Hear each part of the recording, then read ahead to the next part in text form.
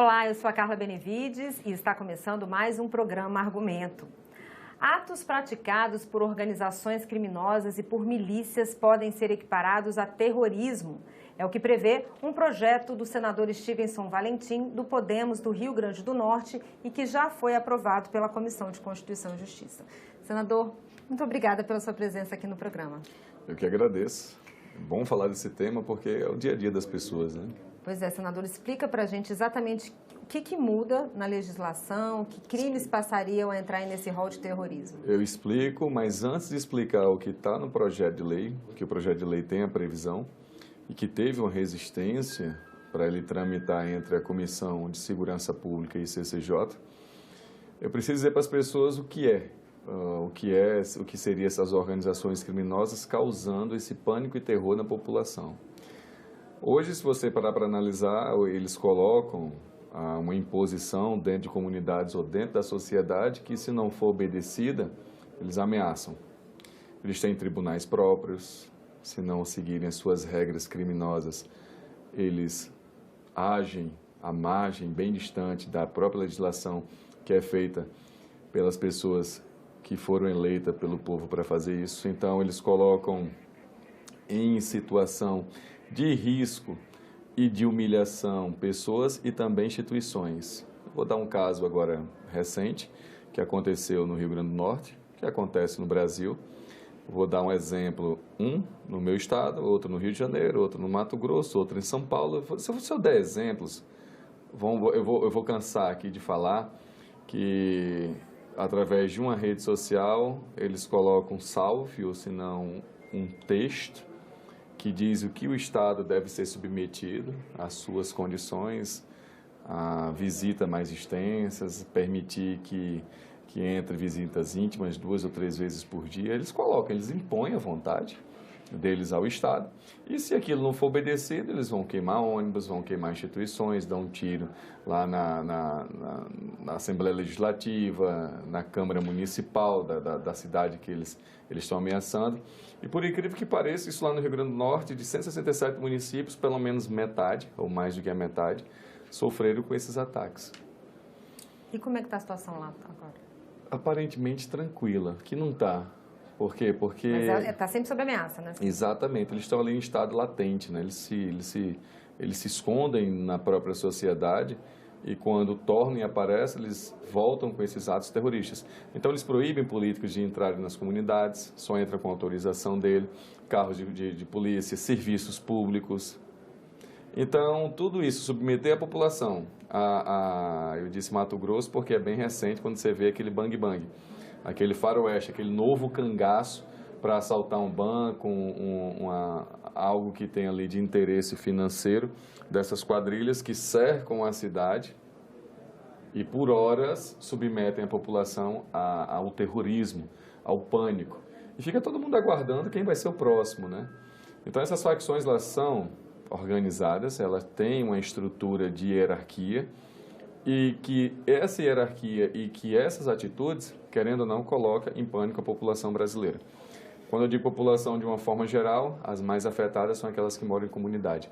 Então, o nosso projeto de lei tem essa previsão, tornar esses atos, tudo que eu já me referi aqui, que pode ter muito mais, tudo aquilo que coloca em condição de pânico a população brasileira, por quaisquer motivo dessas organizações criminosas, eu citei aqui as vontades dele. Eu citei aqui os interesses. Eu vou bolar uma fuga para os criminosos em um presídio. Para isso, eu submeto ali a população como escudo, como algo que possa ser negociado com o próprio Estado. Então, todas essas condições ou todas essas ações cometidas por organizações criminosas, milícias, facções, qualquer grupo de 2 ou mais pessoas que coloque pânico na população, sim, é tipificado agora como... Passou agora no Senado, CCJ, está na Câmara, como ato terrorista. O que aumenta? Aumenta que não é afiançável, sim. Aumenta que que isso, só não ter fiança, só não ser submetido às mesmas regras dos crimes comuns no Código Penal, ter aumento de pena, que isso hoje, os atos terroristas, o queimar um ônibus escolar, como acontece, destruir o patrimônio público ou privado, se aquela pessoa for pega com gasolina, muitas vezes é tipificado com o quê? Dano ao patrimônio, crime ambiental, então a pena não é muito longa. Então, a progressão de penas dele também passa agora de 2/5 a 3/5. Ou seja, você tem mais possibilidade de ficar mais tempo preso. Entendeu? O bom que seria que os presídios realmente levassem aquela pessoa a cumprir a pena dela. A buscar uma ressocialização, uma conscientização dos atos que fazem. Pelo contrário, hoje a gente vê os presídios aperfeiçoando esses criminosos. Então, seria um outro problema.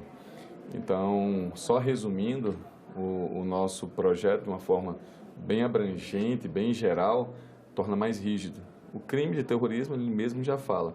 Ele já é algo que torna o Código Penal, ou senão os crimes que essas pessoas cometem, com mais rigor. Ele trata com mais rigor tudo isso. O relator acatou algumas emendas, uma delas que inclui também crimes praticados por motivação política, seria isso? Isso. O primeiro relator, que foi o senador Alessandro Vieira, na Comissão de Segurança Pública, ele quis incluir, na verdade, ele fez uma inclusão de algumas emendas e isso trouxe uma instabilidade, se não uma insegurança, para o Partido dos Trabalhadores. Ele acreditava que os movimentos sociais seriam incluídos. O MST, esses movimentos hoje que invadem ali os prédios abandonados, esses movimentos de rua, o de 8 de janeiro também, o que invadiu aqui o Senado, seria enquadrado também como atos terroristas. Então, essa foi a discussão e que atrasou. Foi retirado do texto, foi extraído, suprimido, e o texto ficou só no que toca à organização criminosa, milícias e facções. Porque se a gente parar para analisar as ações, os atos, muitas vezes, dessas organizações políticas, as organizações que invadem ali o patrimônio público, ali que está causando ali um certo dano ao patrimônio, ela tem uma característica semelhante. Ela causa ali uma instabilidade, causa tudo isso. Mas não dá para dizer que essas organizações sociais possam ser como atos terroristas, porque não são organizações criminosas. Então, não tem essa tipificação. Então, por isso que eu achei plausível tirar. E isso o PT aceitou, mas sempre aparecia uma dificuldade.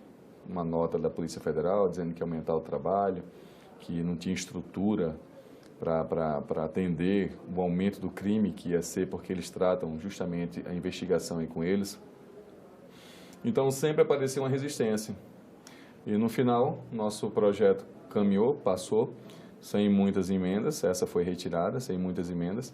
Existia ali o distúrbio social. Eu até queria ler aqui para a gente esclarecer para os nossos telespectadores, né, um trecho do projeto, que a criminalização não inclui manifestações políticas, movimentos sociais, sindicais, religiosos, de classe ou de categoria, e também atos com o objetivo de contestar, criticar, protestar ou apoiar, com o objetivo de defender direitos, garantias e liberdades constitucionais, sem prejuízo, claro, da tipificação penal já prevista em lei. Então, porque tudo isso que foi lido aí é constitucional. Da liberdade de expressão das pessoas. Muitos queriam enquadrar, mas não tinha essa previsão, não dava. Agora, as organizações criminosas, assim, eles fazem assintosamente, de forma... eles têm um dolo específico de colocar a população nas condições que ele deseja para conquistar. E parece sadismo dessas pessoas atacar o transporte público, incendiar postos de saúde, como aconteceu no Rio Grande do Norte, acontece no Brasil afora, dizer o que vai ser feito dentro de uma comunidade ou não, o que pode ser feito ou não, ter toda essa estrutura paralela ao Estado e submeter as pessoas a esse pânico, no meu ponto de vista, acho que de muitas pessoas, e sim, para ter sido caracterizado há muito tempo como um ato terrorista. Senador, também foi colocada aí a previsão de punir como ato terrorista organizações criminosas que ameacem servidores públicos que estejam combatendo exatamente o crime organizado. Explica melhor para a gente como que isso funciona. Perfeitamente bem. Tem um projeto do senador Moro semelhante, aquele que causa... Ele, inclusive, era um dos alvos, né? Isso, que é um dos alvos. Experiência operação própria. Da Polícia Federal. Uma experiência própria. Então, pessoas do Ministério Público, dos juizados, policiais militares, que sofrem dessas ameaças, preste bem atenção, essas pessoas já sofrem ameaças como essa. E aquele cidadão comum, que não pode denunciar, que vê tudo que acontece, não pode falar nada, não pode fazer nada. Então, um exemplo agora que me veio à cabeça é de uma prefeitura, que eu não vou dizer o nome do município, para não causar em risco a vida do prefeito, que teve que submeter-se à vontade da facção criminosa, que ocupa lá o meu estado, a entregar cargos da administração municipal. Gente, eu falo isso porque chegou o cúmulo do absurdo. Você receber ali uma mensagem se identificando e dizendo que precisa de 5 cargos na prefeitura, na educação, na saúde, para colocar familiares dele, se não os integrantes dele. E se não o fizer, o que é que acontece? É ameaçado. É ameaçado de queimar os veículos, a frota dele, ou se não até mesmo perder a vida. Recentemente a gente teve um prefeito lá no Rio Grande do Norte, que perdeu a vida, e até agora a gente não sabe o motivo, se foi uma dessas motivações também, porque foi logo em sequência aos ataques que houveram de 2 meses contra o Estado, que passaram 14 dias. Então, nessa sequência, ele veio em casa, levou 2 disparos de arma de fogo e faleceu. Então, muita coisa pode estar relacionada até mesmo com esse depoimento que eu dei, que é verídico, que até conversando com a Polícia Federal, eu citei isso aí, já encaminhei por ofício para ser apurado, da audácia que o crime organizado, ou que o crime que se acha organizado diante de um Estado, muitas vezes falho, está submetendo as pessoas. Hoje um prefeito, amanhã pode ser um senador, senão a imprensa. Então, são essas as condições que a gente É um estado paralelo, hoje. Né, senador? Eu contei essa história todinha para fundamentar essa nossa tipificação dentro do Código Penal. Porque existia esse vácuo, essa abertura, essa lacuna, que numa conversa, como surge o projeto de lei, né? Numa conversa com um amigo promotor, com um amigo juiz, com um professor de direito penal, discutindo tudo isso, que em 2017 o Rio Grande do Norte passou por situações parecidas, como a gente enrijecer a pena, porque o juiz lá da instância dele, que cuida da parte dele, dizia, eu não tenho como enquadrar. O promotor disse, a gente não tem também como segurar. Então vai para a audiência de custódia, que é aquele elemento que já é conhecido, por fazer parte de uma organização criminosa, não tem a tipificação, ele sofre a pena, como eu disse, muitas vezes baixa, volta para a rua, para voltar a incendiar. Então, essa impunidade, ou talvez tratar alguns crimes que deve ser seguido com punição muito mais rígidas, com permissibilidade, causa justamente essa ocasião que é a violência pública que o nosso país vive hoje. Tá certo, senador. Obrigada pelos seus esclarecimentos. Eu que agradeço. E eu agradeço a você também que nos assistiu. Se você quiser rever esse programa, é só entrar no nosso site senado.leg.br/TV ou acessar o nosso canal no YouTube. Obrigada pela sua companhia e até o próximo argumento.